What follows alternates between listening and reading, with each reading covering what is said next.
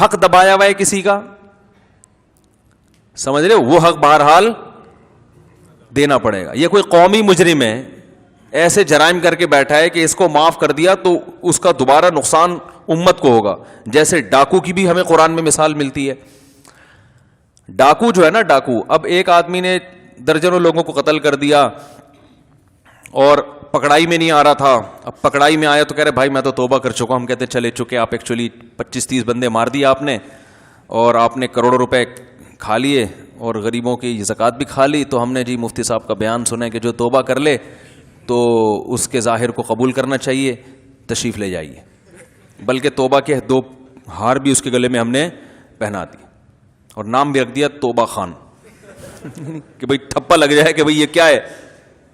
وہ کیا ہے, بڑا اچھا ملک ہے. دوبارہ 5-6 بندے مار دیے اس نے, اور یہ کیا اور وہ کیا, پھر پکڑائی میں آ گیا, پھر کہہ رہا ہے بھائی میں نے کیا کر لی ہے, توبہ کر لی ہے.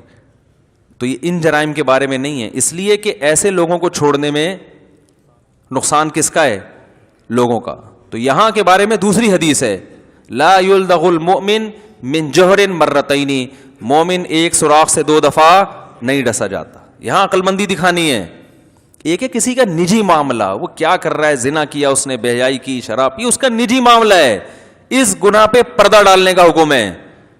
اور اگر پکڑا جائے توبہ کا اعلان کرے تو توبہ کو ماننے کا حکم ہے. 100 دفعہ توبہ کرے, 100 دفعہ توڑے, 101ویں دفعہ میں توبہ کرے گا تو ہمیں پچھلے 100 کے بارے میں یہ نہیں کہہ سکتے, ہمیں اس میں بھولنا ہے.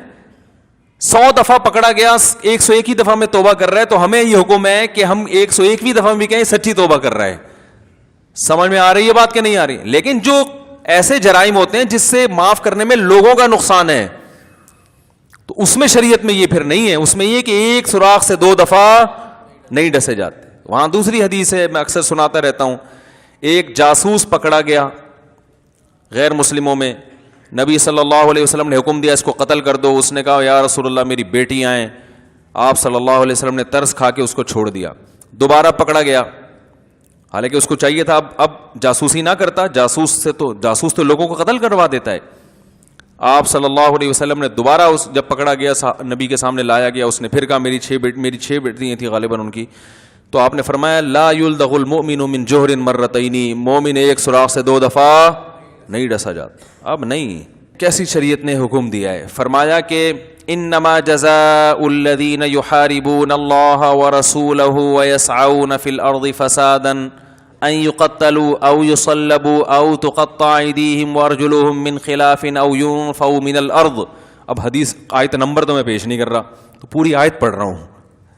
او ینفوا من الارض, فرمایا کہ جو لوگ زمین میں فساد مچاتے ہیں, کہ ان کا فساد یہی ہے. ایک ہوتا ہے چور, جس کو عربی میں سارق کہا جاتا ہے. کیا کہا جاتا ہے؟ سارق. وہ جب پکڑا جائے اور عدالت میں ثابت ہو جائے کہ اس نے چوری کی ہے, تو شریعت کیا کہتی ہے؟ اس کا ہاتھ کاٹ ڈالو. وہ کہ میں توبہ کرتا ہوں, میں معافی مانگتا ہوں, بھی ٹھیک ہے, آخرت میں معاف ہو جائے گا, دنیا کی سزا جاری ہوگی. کیونکہ ہم اگر ابھی آپ کو چھوڑ دیں تو پھر پتہ نہیں آپ نے دل سے کیا یا اوپر سے کی ہے. تو ایسا نہ ہو دوبارہ چوری کریں, تو ہم پبلک کو آپ کی بھینٹ نہیں چڑھا سکتے, آپ کے توبہ کی بھینٹ. صحیح ہے نا؟ دل کا حال اللہ ہی جانتا ہے. جب تک گرفتار نہیں ہوئے تو ٹھیک ہے, اب پکڑے گئے ہو اور ثابت ہو گیا تو ہاتھ کٹے گا. تو چونکہ یہ قوم کا مجرم ہے نا, تو اسی طرح ایک ہوتا ہے ڈاکو. چور میں اور ڈاکو میں کیا فرق ہے؟ چور چپکے سے مال لیتا ہے اور پتلی گلی کو تلاش کرتا ہے, چپکے سے بھاگوں. ڈاکو ہمیشہ چوڑی گلی سے آئے گا. وہ ایسا نہیں آئے گا یہاں سے نکلو, ادھر سے لوٹے میں سے نکل کے آیا, ادھر سے لیٹرین میں دریافت ہوا, یا وہ گھر میں شادی میں گئے ہوئے ہیں تو ادھر سے چپکے سے پھلانگ کے آیا اور پھر یوں کھڑکی سے ہاتھ ڈال کے گھڑی نکل. ایسا نہیں کرتا. وہ آتا ہے بندوق لے کے. تو یہ بڑا مجرم ہوا نا. کیا خیال ہے بھائی؟ وہ آتا ہے بندوق لے کے, اس کے ساتھ لوگ ہوتے ہیں اور وہ بندے مارنے میں آر محسوس. چور تو اپنی جان بچا کے بھاگنے کی فکر میں ہوتا ہے. اس کے یعنی ایک گولی ٹرائگر جو ہے نا اس کے ہاتھ پہ ہوتا ہے, چند پیسوں کے پیچھے لوگوں کی جان لے لیتا ہے.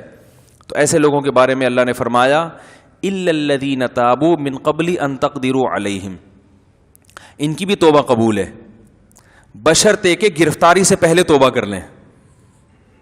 اگر یہ ڈاکو گرفتاری سے پہلے توبہ کر لے, اور علماء کہتے ہیں توبہ صرف زبان سے نہ کرے بلکہ اس کے عمل سے بھی لگے کہ یہ توبہ کر چکا ہے, عملی طور پر اس کے آثار ظاہر ہوں کہ بھائی اب اس کا اٹھنا بیٹھنا ڈاکوؤں میں نہیں ہے, نماز روزے کا ماشاءاللہ بھائی معاشرے کا ایک شریف انسان اب لگ رہا ہے, پرانی زندگی چھوڑ دی ہے, تو بھی اللہ فرماتے ہیں کہ اس پر اب ڈاکو کی سزا نافذ نہیں ہوگی. اور ڈاکو کی سزا کیا ہے؟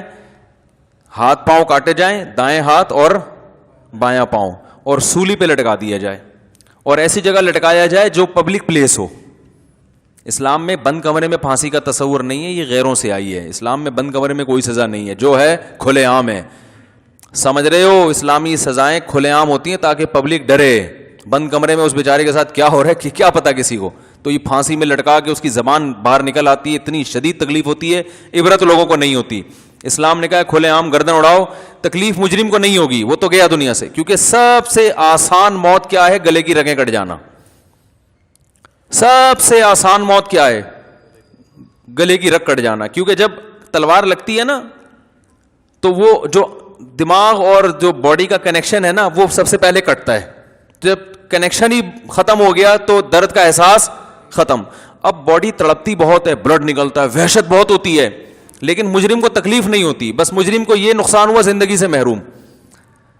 لیکن پبلک کو عبرت ٹھیک ٹھاک حاصل ہوتی ہے. وہ جب دیکھتے ہیں نا سر ادھر پڑا ہوا ہے اور دھڑ ادھر تڑپ رہا ہے. وہ ایک صاحب نے سعودی عرب میں اپنی آنکھوں سے دیکھا, پہلے جب بہت زیادہ قصاص کے واقعات ہوتے تھے, اچھا خاصا صحت مند آدمی تھا, کہہ رہا ہے میں نے سعودی عرب میں ایک کی گردن اڑاتے ہوئے دیکھ لیا جلاد کو.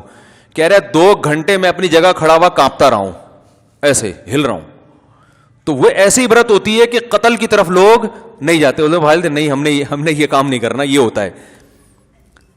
جبکہ پھانسی میں دیکھ لو کسی کو عبرت ہوتی ہے بند کمرے میں, اور اس پہ جو گزرتی ہے نا جس کو پھانسی دی جاتی ہے وہ وہی جانتا ہے. اتنی شدید, کیونکہ گلا گھونٹ کے مارنا, کافی دیر تک وہ پھندے پہ لٹک کے تڑپتا رہتا ہے, اس کی آنکھوں کی پتلیاں ابل آتی ہیں, اس کی زبان لٹک کے باہر آ جاتی ہے. اور بعض دفعہ ایسے واقعات بھی ہوئے ہیں کہ جب پھندے سے اتارا تو اس میں جان تھی, مرا نہیں تھا ابھی تک تکلیف میں تھا وہ. تو کون سا قانون اچھا ہے, انگریز کا اچھا ہے یا اسلام کا اچھا ہے؟ بھئی اب اس کو سزا کیوں دی جا رہی ہے؟ تاکہ لوگوں کو عبرت ہو. تو اسی طرح اسلام نے جو کھلے عام ڈکیتیاں کرتے ہیں نا, قتل کرتے ہیں, لوگوں کا مال لوٹتے ہیں, تو اللہ نے ان کی جو قرآن میں سزا بیان کی, میں قرآن اس لیے کر رہا ہوں کہ یہ ایسی نہیں ہے جس میں حنفی شافی اہل حدیث کا اختلاف ہو. ہمارے یہاں جو لبرل لوگ ہیں نا, جب اسلامی قانون کی بات کرو تو فوراً وہ کہتے ہیں بھائی مولویوں کے تو بڑے اختلافات ہیں. بھائی یہ تو قرآن نے بیان کیا نا, اس میں تو کوئی اختلاف نہیں ہے. ایسی سزاؤں کو تو ملک میں نافذ کرنا چاہیے نا کم از کم.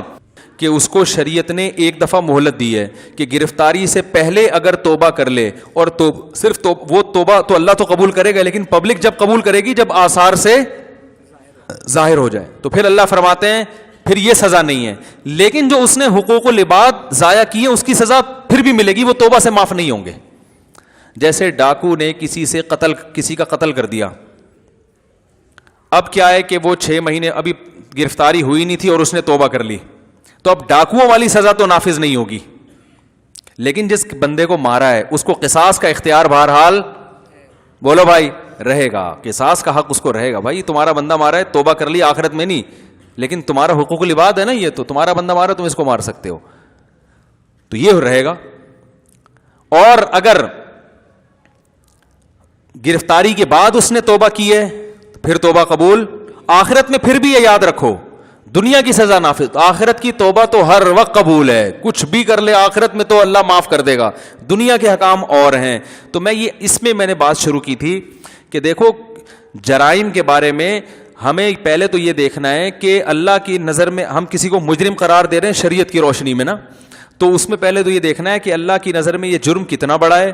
نمبر 2, جب اس جرم سے کوئی توبہ کا اعلان کر دے تو شریعت کیا کہتی ہے کہ اس میں تجسس کرو, دیکھو کہ دل سے کر رہا ہے یا اوپر سے کر رہا ہے.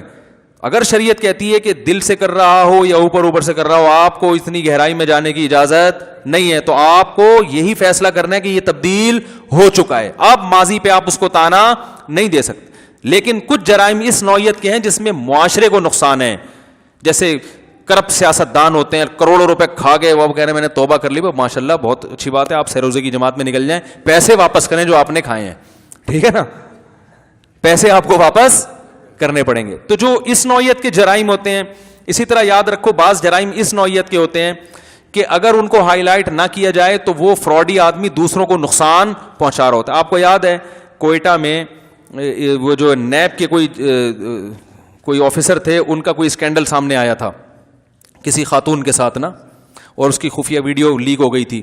تو میں نے ان کی صفائی میں بیان کیا تھا کہ اگر ایک آدمی نے غلط کیا ہے, نجی معاملہ ہے اس کا, تو اس کو چھپانا چاہیے. لیکن وہ کلپ میں نے ہٹوا دیا, اس لیے ہٹوایا کہ مجھے پوری صورتحال معلوم نہیں تھی, کیونکہ ہمارے ہاں تو یہی ہوتا ہے نا, کسی کا معمولی جرم ہو تو وہ ایک دم لوگ پھیلا دیتے ہیں اپنی وہ ایک دشمنی نکالنے کے لیے. لیکن جب لوگوں نے مجھے بتایا کہ وہ تو اینٹی کرپشن یعنی کرپشن ختم کرنے کے لیے تھا نا, اور اس خاتون کی مجبوری سے ناجائز فائدہ اٹھا رہا تھا, تو ایسے لوگوں کو کے جرم کو ہائی لائٹ کرنا چاہیے, کیونکہ آپ کو جس جگہ پہ بٹھایا گیا ہے اس جگہ پہ آپ کو اس لیے بٹھایا نہیں, آپ کو تو معاشرے کی اصلاح کے لیے بٹھایا گیا ہے نا. اور آپ جیسے تھانے میں کوئی شخص جائے, کوئی خاتون چلی جائے ایس ایچ او کے سامنے کہ میرے ساتھ یہ ہو گیا, میرے ساتھ یہ ہو گیا, آپ پلیز میری مدد کریں, اور اللہ نہ کرے کوئی ایس ایچ او اس پہ غلط نظر ڈالے اور اس کی اس قسم پرسی سے ناجائز فائدہ اٹھائے, ایک عام آدمی میں اور اس وقت کی سچویشن میں بولو بھائی فرق. ایک عام آدمی کا کسی سے انلیگل تعلق ہے, غلط ہے, اگر وہ سامنے آ گیا تو چھپانے کا حکم ہے, ہائی لائٹ کرنے کی بات نہیں. لیکن ایک آدمی کو حکومت نے بٹھایا ایسی جگہ پر ہے کہ اس کا کام ہے یہ کہ وہ لوگوں کے ساتھ تعاون کرے, تو وہ ایسے مجبوری سے غلط فائدہ اٹھائے گا, تو پھر اس کو ہائی لائٹ کیا جائے گا. یار تمہیں یہاں بٹھایا اس کام کے لیے, وجہ اس کی ہے کہ اگر آپ اس کے جرم کو نہیں اٹھاتے, لوگوں کے سامنے نہیں لاتے, تو آج ایک عورت کو برباد کیا اس نے, کل 10 اور عورتوں کو برباد کرے گا وہ.